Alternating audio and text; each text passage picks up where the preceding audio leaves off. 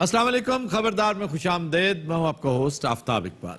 خواتین حضرات، پچھلے دنوں سعودیہ میں ایک عظیم الشان اجتماع ہوا جس میں مختلف سربراہان حکومت نے شرکت کی. شومی قسمت سے ہمارے وزیر اعظم بھی وہاں تشریف لے گئے. ان کی تشریف آوری پر نہ صرف مہمان بلکہ میزبان خود حیران تھا کہ آپ یہاں کرنے کیا آئے ہیں. جب اس اجتماع سے متعلق نیوز بلیٹن ٹی وی پر چلتے، کوئی فوٹیج، کوئی اخباری خبر نظر سے گزرتی یا کوئی ویڈیو کلپ سوشل میڈیا پر ابھرتا، ہم اپنے آپ سے پوچھتے کہ میاں نواز شریف یہاں کرنے کیا گئے ہیں. میاں نواز شریف کی ایک بہت بڑی ٹریجڈی ہے کہ وہ اجتماع میں گم ہو جاتے ہیں.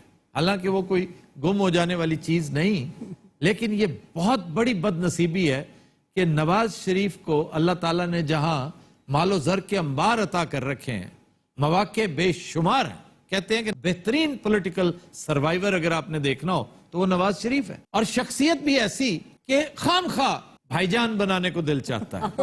انتہائی ہر دل عزیز، محبت کرنے والا، پیار کرنے والا، لیکن ایسا کہ کراؤڈ کو دیکھ کے انتہائی شرمیلا سا، شائی سا اور ریکلوس، بالکل پیچھے ہٹ جانے والا. یہی وجہ ہے کہ آپ ان کے اپنے گھر میں کوئی اجتماع کروا کے دیکھ لیں، میزبان آپ کو نظر نہیں آئے گا، مہمان ہی مہمان ہوں گے. اب یہاں بھی صورتحال یہی تھی کہ نواز شریف صاحب اس جمع غفیر میں، حالانکہ 60-70 بندے کا یہ جمع غفیر تھا، اس میں ایسے گمے کہ لوگوں کو میگنیفائنگ گلاس سے تلاش کرنا پڑا کہ حضور کہاں تشریف رکھتے ہیں. بالکل اس طرح ہی جیسے آصف علی زرداری ڈونلڈ ٹرمپ کی تاج پوشی میں شرکت کرنے جب واشنگٹن ڈی سی تشریف لے گئے تو سوشل میڈیا نے ایک دلچسپ تصویر شائع کی جس میں کوئی 1.5 لاکھ کا مجمع تھا، اور نیچے لکھا تھا کہ آصف علی زرداری اس تقریب میں شرکت کر رہے ہیں. اور یہی صورتحال ہمارے وزیر اعظم کی رہی. چٹا چولا سیوے درزی نہیں بھولیندا ڈولے دی مرضی. چٹا چولا سیوے درزی نہیں بھولیندا ڈولے دی مرضی. ویسے ٹرمپ صاحب، میں سمجھتا ہوں کہ یہ گانا نواز شریف کو گانا چاہیے تھا کہ نہیں بولیندا ڈولے دی مرضی. اچھا اتنے نواز شریف گیا سی؟ ہاں جی، کمال ہے، گیا سی. آپ کو نہیں ملا؟ میں تو لب کے تھک گیا کہڑا نواز شریف. میں تو ہر آندے جاندے بندے نے پوچھا بھائی جی تسی نواز شریف تا نہیں؟ اچھا، آپ نے جو حلف اٹھاتے ایک شاندار کال کی اسلام آباد اور نواز شریف کو بتایا کہ میں آپ سے بہت متاثر ہوں، وہ کیا تھا؟ سر جی میں آکھیا سی نا میں انج کر دیتا ہے. کس نے کہا تھا آپ کو؟ میری پارٹی دا ایک بندہ ہے جڑا پچھو گرائی ہے انہاں دا. اچھا، رائے منڈ دا ہے وہ نے مینوں آکھیا فون کر دے.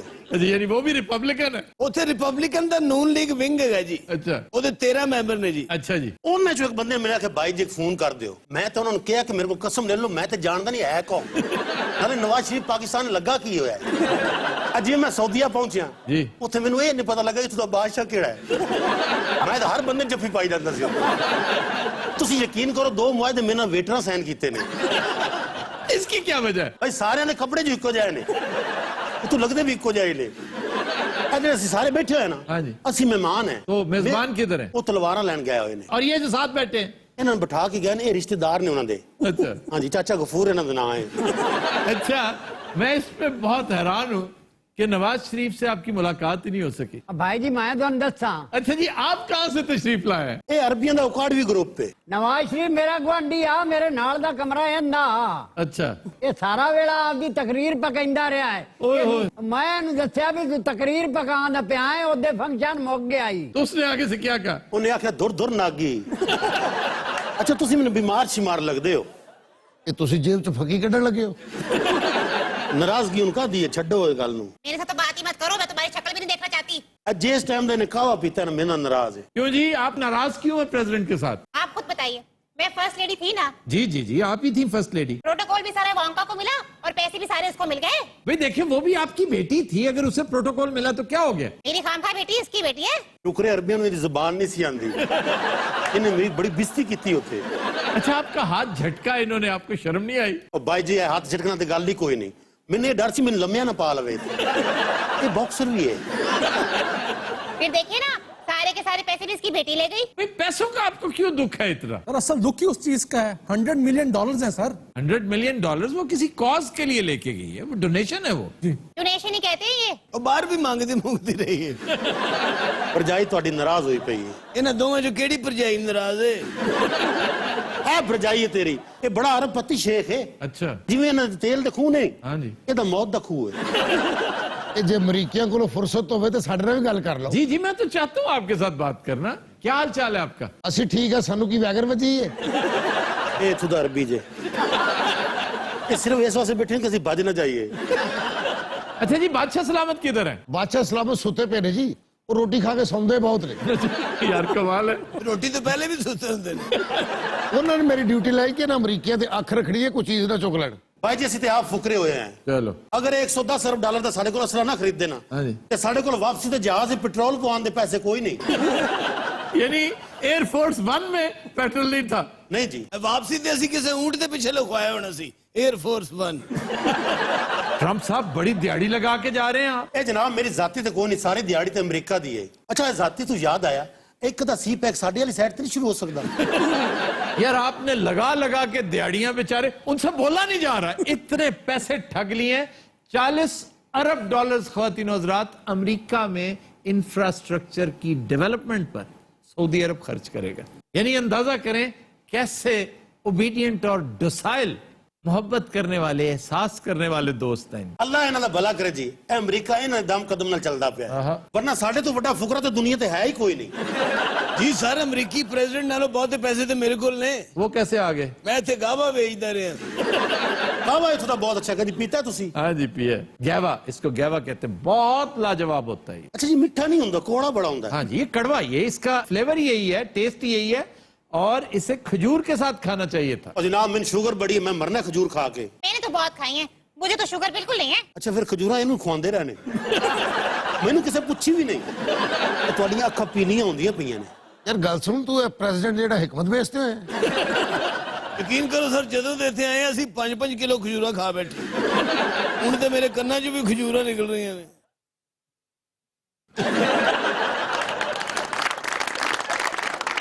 तो ये क्या हो रहा है भाई? एटम हो लगी सरकार थे। क्या एटम हो लगी एटम। वो सर बड़ी दूरों प्रिंस बुलाया, वो सिर्फ एटम करता जे। अच्छा, ये आइटम्स प्रिंस करेगा? इजाजत हो तो प्रिंस ਨੂੰ ਬੁਲਾ ਲਈਏ। जी जी जरूर। प्रिंस ओ प्रिंस। ओए होए होए, ਇਹ ਬੰਦਾ ਕਿਧਰੇ ਵੇਖਿਆ ਲੱਗਦਾ ਹੈ। ਜੀ ਮੈਨੂੰ ਯਕੀਨ ਸੀ ਇਹ ਆਈਟਮ ਪ੍ਰਿੰਸ ਹੀ ਕਰ ਸਕਦਾ। ਪਹਿਲੇ 3 ਘੰਟੇ ਤਕਰੀਰ ਯਾਦ ਕਰਦੇ ਰਹੇ ਨੇ ਪ੍ਰਿੰਸ ਸਾਹਿਬ। अच्छा ਜਦੋਂ ਪਤਾ ਲੱਗਾ ਤਕਰੀਰ ਨਹੀਂ ਹੋਣੀ, ਫਿਰ ਕੰਮ ਗਲਤ ਕਰਦੇ ਰਹੇ ਨੇ। वो कैसे? ਰੋਟੀ ਖਾ ਖਾ ਕੇ ਹੋਰ ਕਿਵੇਂ? ਚਲੋ ਜਲਦੀ ਕਰੋ। ਇਹ ਮੇਰੇ ਖਿਆਲ ਰੋਟੀ ਹਜ਼ਮ ਕਰ ਰਹੇ ਨੇ। ਇਹ ਪ੍ਰਿੰਸ ਨੂੰ ਰੋਕ ਲਓ, ਇਹਨੂੰ ਫਿਰ ਭੁੱਖ ਲੱਗ ਜਾਣੀ ਹੈ।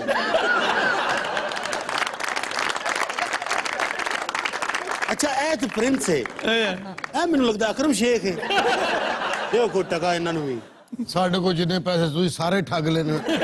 ਨਾਲੇ ਇਹਦੀ ਫਿਕਰ ਨਾ ਕਰੋ, ਇਹ ਹੁਣ ਮੁਫਤ ਤਮਾਸ਼ਾ ਵਿਖਾਉਂਦਾ ਹੈ। ਇਹ ਪ੍ਰਿੰਸ ਪੈਂਟ ਕੋਟ ਮੇਰੇ ਖਿਆਲ ਛੋਟੇ ਪ੍ਰਿੰਸ ਦਾ ਪਾਇਆ ਹੈ। तो यार कुछ और भी करो, ये क्या है? ਆਵਾ यार ये देखो वहां जाके क्या करते हैं। ਇਹ ਮਾਨ 70 ਬੰਦੇ ਚ ਕੀਤੀ ਹੁੰਦੀ, ਬੜੇ ਪੈਸੇ ਹੋਣੇ ਸਨ ਤਾਂ। अच्छा यार, ये कुछ कहना चाह रहे हैं प्रिंस, बोलते क्यों नहीं है? ਪ੍ਰਿੰਸ ਬੋਲਦੇ ਨਹੀਂ ਹੈਗੇ। क्या वजह क्या है? गूंगे? ਇਸ ਫੰਕਸ਼ਨ 'ਚ ਗੂੰਗੇ ਹੀ ਨੇ। ਉਹ ਕਹਿਣਾ ਚਾਹ ਰਹੇ ਨੇ ਜੇ ਸਾਨੂੰ ਬੁਲਾਇਆ ਤਾਂ ਕੋਈ ਕੰਮ ਤੇ ਕਰਵਾਓ ਸਾਡੇ ਕੋਲੋਂ। अच्छा चले जी, करे करे करे। ਵਾਹ ਵਾਹ। क्या बात है। अच्छा ਪ੍ਰਿੰਸ ਨਾਲੋਂ ਅਕਰਮ ਸ਼ੇਖ ਤਗੜਾ ਜੇ। ਅੱਛਾ ਉੱਥੇ ਇਹ ਦੱਸਿਆ ਸੀ ਅਦਾਲਤ ਦੀ ਕੋਈ ਤਗੜੀ ਸ਼ਖਸੀਅਤ ਹੈ। ਮੈਨੂੰ ਲੱਗਦਾ ਹੈ ਕੋਈ ਸਰਕਸ ਦੀ ਤਗੜੀ ਸ਼ਖਸੀਅਤ ਹੈ। ਅੱਛਾ ਜੀ, ਮੇਰੀ ਬੇਟੀ ਦੀ ਸਾਲਗਿਰਹ ਤੇ ਆਣਾ ਪ੍ਰਿੰਸ ਸਾਹਿਬ ਤੁਸੀਂ।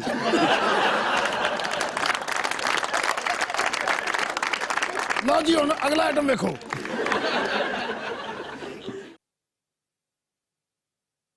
ਵਾਹ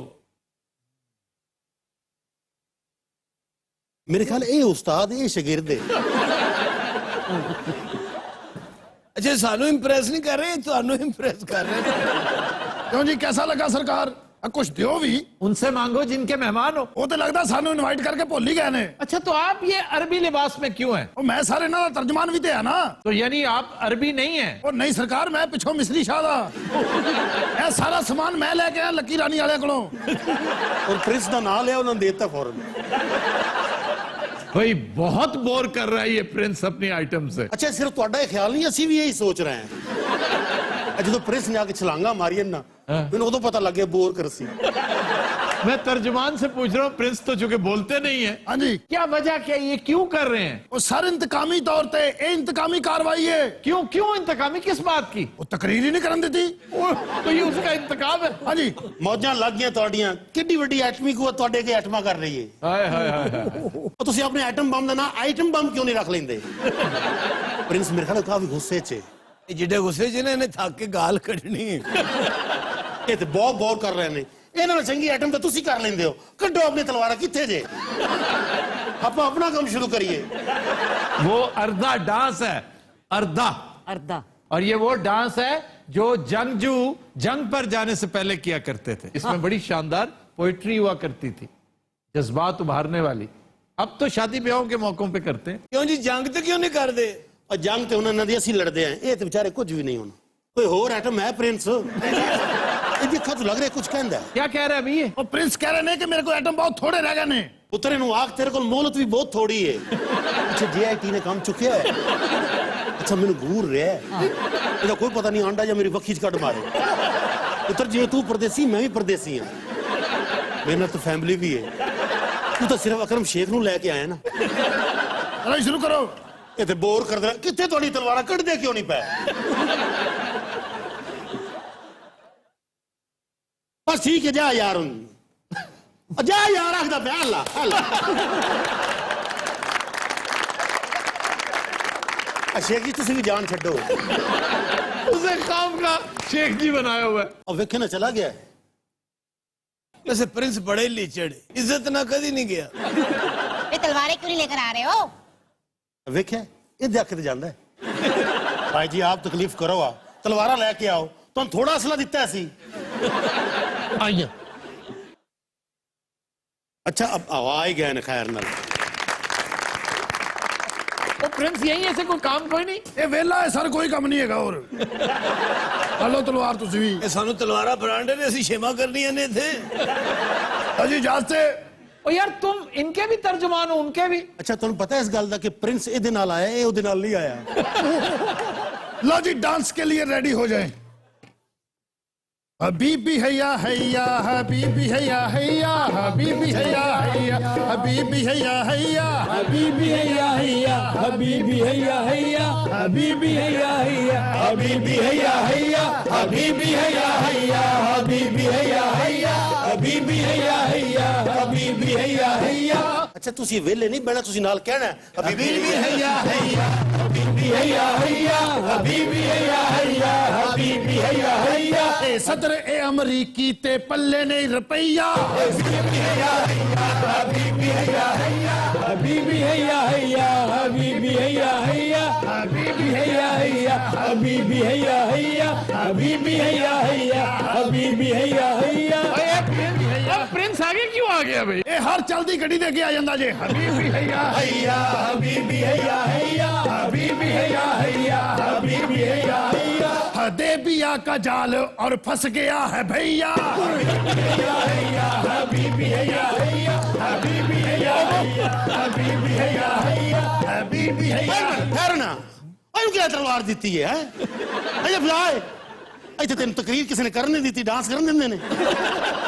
ਵੱਲੋਂ ਤੈਨੂੰ ਗੱਲ ਦੱਸਾਂ, ਜਿਹੜੀ ਮਸ਼ੀਨ ਦਾ ਪਤਾ ਨਾ ਹੋਵੇ ਨਾ, ਉਹਦੇ 'ਚ ਹੱਥ ਨਹੀਂ ਦੇਈਦਾ ਹੁੰਦਾ। ਇਹ ਤੈਨੂੰ ਕੀ ਭੈੜੀਆਂ ਆਦਤਾਂ ਪਈਆਂ। हबीबी हैया हैया, हबीबी हैया हैया, हबीबी हैया हैया, हबीबी हैया हैया, हबीबी हैया हैया, हबीबी हैया हैया, हबीबी हैया हैया, हबीबी हैया हैया, हबीबी हैया हैया। तो दिनों रात तुम लेते हैं एक ब्रेक, हमारे साथ रहिए। हबीबी हैया हैया, हबीबी हैया हैया।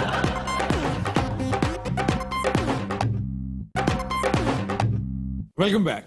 तो दिनों रात जो गाना हम पेश करने जा रहे हैं वो हमने लिया है फिल्म मुखड़ा से। रशीद अत्रे की नहायत शानदार कंपोजिशन وارث لدھیانوی کے لیرکس ہیں، گایا زبیدہ خانم نے اور پیش کرنے جا رہی ہیں سائمہ ممتاز۔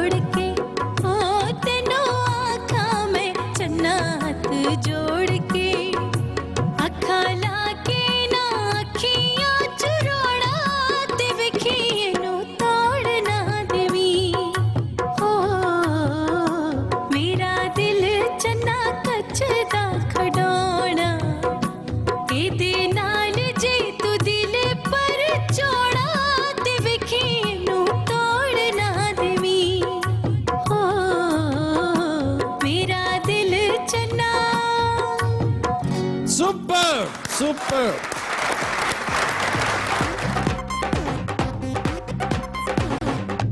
ویلکم بیک خواتین و حضرات، ہمارا سیگمنٹ ہے کرنٹ افیئرز، اور اس سیگمنٹ میں ہم انتہائی اختصار کے ساتھ ملکی صورتحال پر گفتگو کرتے ہیں۔ جی عبد الرحمان صاحب، سر ہماری فارن پالیسی کدھر جا رہی ہے اور یہ کہاں جا کے ٹھہرے گی؟ اس کا جواب میرا خیال ہے نواز شریف صاحب کو دینا چاہیے۔ سر ویسے نواز شریف کا کیا قصور ہے؟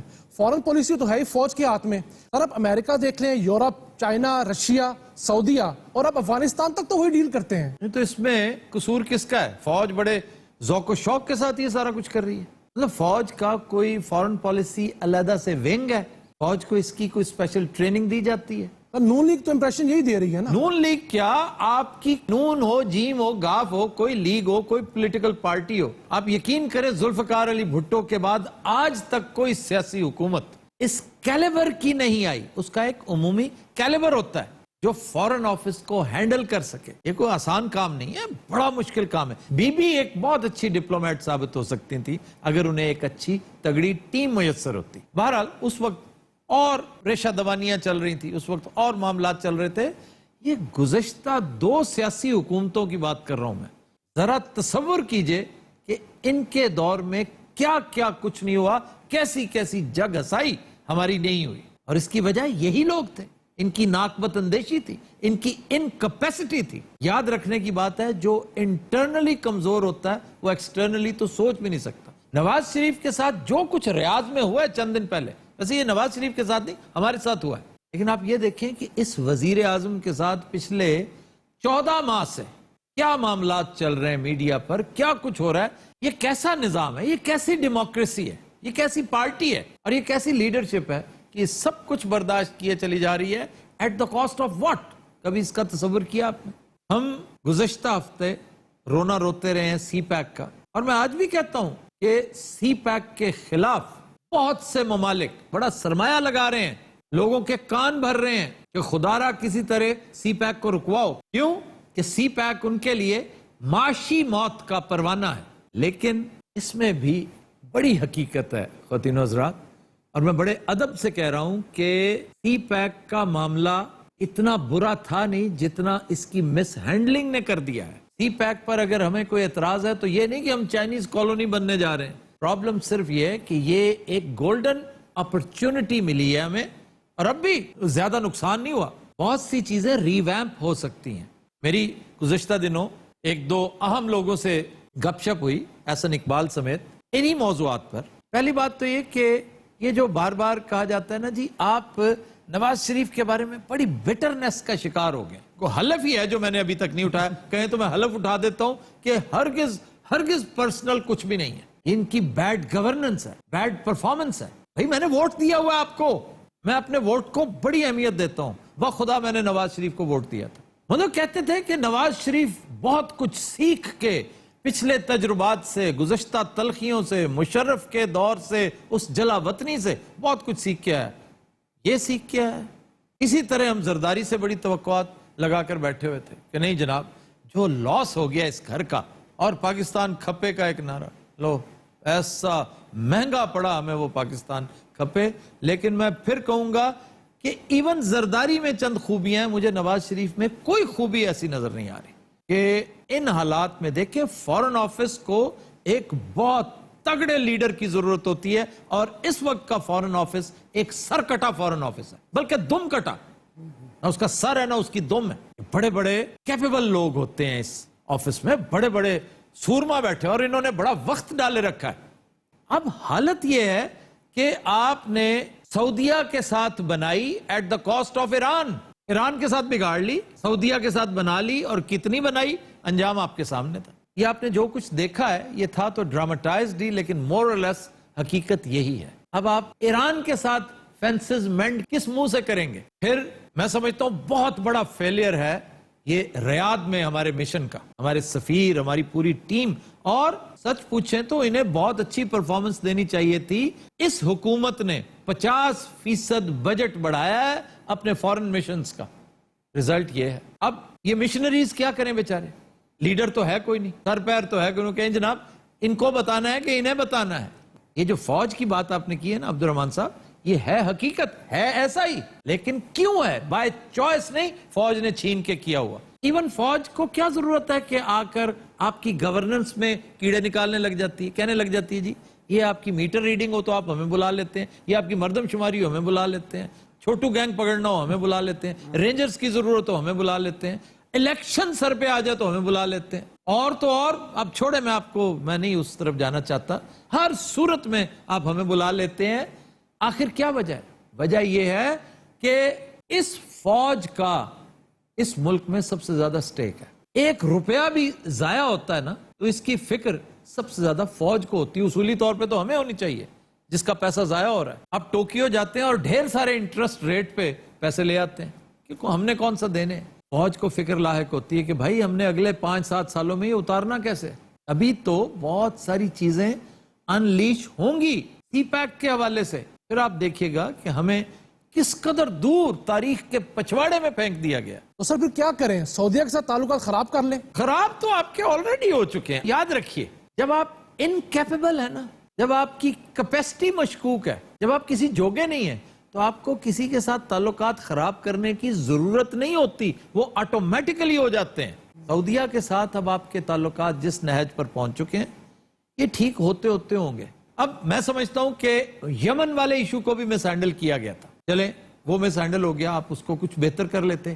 ایران آپ کا ہمسایا, اب دیکھیں اللہ اللہ کر کے روحانی آپ کے ملک آیا, ایک موقع تھا, بڑی شاندار بنیاد رکھی جا سکتی تھی چیزوں کو اثر نو ٹھیک کرنے کی. اسی دن آپ نے کلبھوشن کا شوشہ چھوڑ دیا, اور اس کے بارے میں تو کہا جا رہا ہے کس نے چھڑوایا تھا. آپ کہیں گے کہ آرمی, بھئی آرمی کی خواہش تھی کہ خدا کے واسطے اس کے بارے میں بولو. اگر آپ پہلے بول چکے ہوتے تو اس دن یہ پریشر آپ پہ نہ آتا. آرمی نہیں, میڈیا نے بھی آپ پہ بڑا پریشر ڈالا تھا.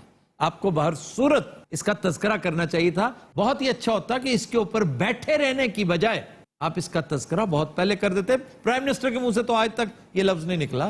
کلبھوشن از اے ٹیبو ورڈ فار ہم, وہ استعمال ہی نہیں کرتے. کوئی ضد میں پڑ جاتا ہے نا بندہ کہ جی جاؤ میں نے نہیں کرنا. کیوں؟ اعتزاز حسن نے کہہ دیا تو اب وہ کہا ہے تو میں نہیں کروں گا. یہ کیا رویہ ہے؟ تو یعنی اس کا سارا وزٹ اسی کی نظر ہو گیا. مطلب بات کیا کرنی تھی ہو کیا رہی ہے. وہ کیا کہتے ہیں پنجابی میں, جی بیاج بیدا رولا. ہاں جی. باقی میں یہ نہیں کہتا کہ آپ آنکھیں دکھائیں. ویسے تو خدا کے فضل و کرم سے ہم آنکھیں دکھانے والی بڑی تگڑی قوم بن سکتے تھے اگر ہمارے پاس لیڈر ہوتا. کیوبا کی مثال, کیوبا نے ناکوں چنے چبوا دیے اسی امریکہ کو جو فلوریڈا سے بمشکل 150 کلومیٹرز کے فاصلے پر ہے. 88 سال بعد اوباما صاحب خود تشریف لے کر گئے اور اپنے تھوکے کو چاٹتے رہے وہاں. اچھا اوباما میں سے شروع تو گندا ہے.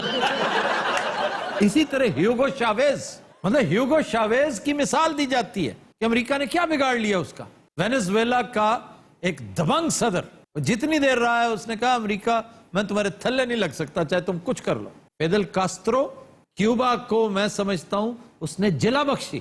آج لوگ مثالیں دیتے ہیں. پھر احمدی نژاد کتنی بڑی مثال ہے. مطلب امریکہ ایسی کوئی ماورائی قوت نہیں ہے کہ پتہ نہیں کیا ہو جائے گا. یہ پستی ہماری سوچ میں ہے. ویتنام میں 60,000 بندے مروائے تھے اسی امریکہ نے, اور جھوٹی جیت اناؤنس کی کہ جناب ہم جیت گئے, جیتا, فوراً بھاگنے کی کوشش کی, بھاگ گئے فوراً. وہ پڑھیے رچرڈ نکسن کی نو مور ویتنامز, اسے لکھنی پڑی مجبوراً. ایران پھر بہت بڑی مثال ہے. ایران کا کیا بگاڑ لیا ہے انہوں نے. زبردست آپس میں بیان بازی ہوتی رہی اور برسر پیکار رہے ہیں ایک طرح سے. مطلب کوئی موقع نہیں ہوتا کہ ایرانینز ہاتھ سے جانے دیں جس میں کسی نہ کسی طرح تل اویو کی تذلیل کا پہلو نہ نکلتا ہو, سعودیہ کی تذلیل کا پہلو نہ نکلتا ہو. امریکہ نے کیا کر لیا ایران کا. یہ وہ چھوٹے چھوٹے ممالک ہیں جنہوں نے تاریخ رقم کر دی ہے, ریزیلینس شو کر کے, غیرت اور حمیت کا مظاہرہ کر کے. یہ ہم ہی ہیں جو بہت بڑا ملک ہونے کے باوجود, 7ویں بڑی نیوکلیئر مائٹ ہونے کے باوجود, 6ٹھی بڑی فوج ہونے کے باوجود ہمارے ساتھ سلوک کیا ہو رہا ہے جیسے ہمارا وزیر اعظم نہیں کوئی چپڑاسی ہے جو سعودی عرب پتہ نہیں کو ویزا لگوانے گیا ہوا ہے. کس قدر شرمناک سلوک تھا جو ہمارے وزیر اعظم کے ساتھ ہوا ہے. اس غم میں میں سمجھتا ہوں اس میں نواز شریف اکیلے کو مورد الزام نہیں ٹھہرایا جا سکتا, یہ پوری قوم ذمہ دار ہے. یہ ساری کی ساری سو کالڈ ڈیموکریسی جو ہے, یہ جو ڈیموکریٹک فورسز ہے, یہ ذمہ دار ہے. اور ان ڈیموکریٹک فورسز کو جو ڈی ریل کرتی رہی ہیں ماضی میں قوتیں, سب کی سب قصوروار ہیں. لیکن اب بھی وقت ہے, جو کچھ ہونے جا رہا ہے اس کے لیے ہم تیار نہیں ہیں. خدا را اس کی فکر کریں. خواتین حضرات, we'll take a break, stay with us. Welcome back. جی خبر ہے کہ بیوی کی بیماری کا بہانہ کر کے جہاز لینڈ کروانے والا مکار مسافر گرفتار. بڑا چلاک آدمی سے. یہ کوئی عرفان حاکم علی صاحب ہے, اور جو ہی جہاز نے ٹیک آف کیا لاہور سے تو اسے کھپ ڈال دی. جناب میری بیوی بستر مرگ پہ ہے, تو مجھے ابھی اطلاع ملی ہے, تو میرے جانے سے وہ مر جائے گی. خالص انسانی ہمدردی کی بنا پر پائلٹ نے کہا چلو یار سعودیہ جا رہا ہے بیچارہ, کوئی نیکی ہی صحیح, اس نے جہاز لینڈ کر دیا. اب FIA نے تحقیقات کی تو پتہ چلا موصوف کی نئی شادی ہوئی ہے اور وہ بیوی کے بغیر رہ ہی نہیں سکتے. جوتے پڑنے چاہیے ایسے شخص کو. میں بھی آتا جی جتیاں پہنی چاہیے انہوں بلکہ 2-4 رات نمبو انہوں. ਇਹਨਾਂ ਸਾਰਿਆਂ 'ਚ ਦੂਲਾ ਕਿਹੜਾ ਹੈ ਜੀ? اے میرا بیٹا جی عرفان حاکم علی اسی نو پیار نال جیری آکھدے ہیں. ਤੁਸੀਂ ਇਹਨੂੰ ਕਿਉਂ ਪਿਆਰ ਕਰਦੇ ਹੋ? آپ بتائیں بی بی آپ کے ساتھ شادی ہوئی اس کی؟ ہاں جی میرے ساتھ ہوئی ہے جی. دیکھو کتنی ایمبیرسڈ ہے وہ. سر پتہ کی ہے 15 سال تو ساڈے گھر اولاد نہیں ہوئی. اچھا ਇਹਦੀ ਮਾਂ ਨੇ ਕੋਈ ਦਰਬਾਰ ਨਹੀਂ ਛੱਡਿਆ. ਮੰਨਤਾਂ ਮੁਰਾਦਾਂ ਨਾਲ ਮੈਂ ਪੁੱਤਰ ਲਿੱਤਾ ਹੈ. ਇਹਨਾਂ ਨੇ ਜ਼ਿਆਦਾਤਰ ਮੰਨਤਾਂ ਵੈਸਟ ਇੰਡੀਜ਼ 'ਚ ਮੰਨੀਆਂ ਸੀ. ਪਰ ਜਦੋਂ ਪੈਦਾ ਹੋਇਆ ਨਾ ਤੁਹਾਨੂੰ ਕੀ ਦਸੀਏ ਐਂ ਰੋਣ ਦੀ ਆਵਾਜ਼ ਆਈ ਹੈ. اچھا ਮੈਂ ਆਪਰੇਸ਼ਨ ਥੀਏਟਰ ਨਾਲ ਕੰਨ ਲਾ ਕੇ ਸੁਣਿਆ ਏਡੀ ਉੱਚੀ ਆਵਾਜ਼. ਮੈਂ ਅੰਦਰ ਕੀ ਵੇਖਿਆ ਡਾਕਟਰ ਰੋ ਰਹੇ ਨੇ. ڈاکٹر رو رہے ہیں؟ ਮੈਂ ਆਖਿਆ ਮੈਂ ਅੰਦਰ ਜਾਂਦਾ ਅੰਦਰੋਂ ਜਾਣ ਨਹੀਂ ਦਿੱਤਾ. ਥੋੜੀ ਦੇਰ ਬਾਅਦ ਡਾਕਟਰ ਬਾਹਰ ਆ ਗਏ. اچھا ਸਾਰੇ ਡਾਕਟਰ ਹੈਂਡਸ ਅਪ ਹੋਏ ਸੀ ਤੇ ਪਿੱਛੇ ਇਹ ਸੀ. ਰੌਲੇ ਪੈ ਗਏ ਇਹਦੇ ਜੰਮਣ ਤੇ. ਰੌਲੇ ਪੈ ਗਏ ਬਚੋ ਇਹ ਵੱਢਦਾ ਜੇ. ਜੈਰੀ ਜਦੋਂ ਜੰਮਿਆ ਸੋਨੇ ਦੀ ਚਮਚੀ ਨਾਲ ਤੈਨੂੰ ਗੁੜਤੀ ਦਿੱਤੀ ਏ. ਸੋਨੇ ਦੀ ਚਮਚੀਆਂ ਨੂੰ ਵੇਖ ਕੇ ਇਹਨੂੰ ਮੁੜ ਗਈ. ਇਹਦੇ ਨਾਨੇ ਨੇ ਐਡੇ ਚਾਹ ਨਾਲ ਪੰਗੂੜਾ ਬਣਵਾਇਆ ਚਾਂਦੀ ਦਾ. ਬਲਕਿ ਨਾਨਾ ਭੰਗੂੜੇ ਦੇ ਥੱਲੇ ਵੀ ਆ ਗਿਆ. ਖਾਲਾ ਜੀ ਲੱਗਦਾ ਤੁਹਾਡਾ ਮੁੰਡਾ ਬਟਾਇਆ ਗਿਆ ਹੈ. یعنی تبدیل ہو گیا؟ سر مجھے بھی یہی لگتا ہے. ਬਿਲਕੁਲ ਸਾਰੇ ਸਹੀ ਗੱਲ ਹੈ. ਹਸਪਤਾਲ ਵਿੱਚ ਵਟਾਇਆ ਗਿਆ ਸੀ. کاش یہ نہ بٹایا جاتا. اور تم لوگوں نے احتیاط کر دی تھی نا. ਜੈਰੋ ਕੋਈ ਬਚਪਨ ਚ ਖੇਡਾਂ ਖੇਡਦਾ ਸੀ. کون؟ ਐ ਮੇਰਾ ਜੈਰੋ. ਔਰ ਮੁxtਲਿਫ ਖੇਡਾਂ ਖੇਡਦਾ ਸੀ. ਪੱਖੇ ਤੇ ਚੜ ਗਿਆ, ਅੱਗ 'ਚ ਛਾਲ ਮਾਰਤੀ, ਕਿਸੇ ਦੀ ਜੇਬ ਕੱਟ ਲਈ. ਤੇ ਸਕੂਲੇ ਪੜਨ ਦਾ ਕੋਈ ਸ਼ੌਕ ਸੀ ਇਹਨੂੰ. ਮਾਸ਼ਾਅੱਲਾ ਇਹਨੇ MA ਕੀਤਾ ਹੋਇਆ ਹੈ. کس سبجیکٹ میں؟ ਐਮਏ ਖੌਫੀਆਤ. 15 ਲੱਖ ਰੁਪਏ ਇਹਦੀ ਸ਼ਾਦੀ ਤੇ ਲੱਗਿਆ ਸਰ. ਹਾਏ ਕੋਈ ਇਹਦੇ ਤੇ ਰੂਪ ਚੜਿਆ. ਇਹਦੇ ਤੇ ਰੂਪ ਨੇ, ਇਹਦੇ ਤੇ ਕੀੜੀਆਂ ਛੜੀਆਂ ਸਨ.